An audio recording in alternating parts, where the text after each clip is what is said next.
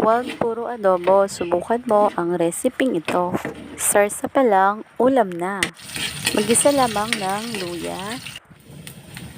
Saka isunod ang bawang at sibuyas. Haluin lamang hanggang sa mag-golden brown ang ating bawang at sibuyas.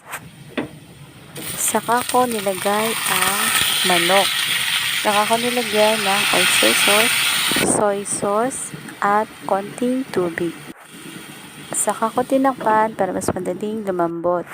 At nang kumulo na, hinalo ko lamang ito para magpantay po ang luto ng ating manok.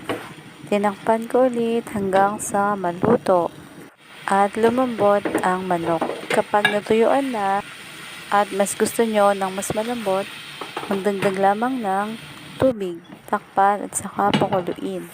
Saka ko nilagyan ng ketchup. Ako ay hindi mahilig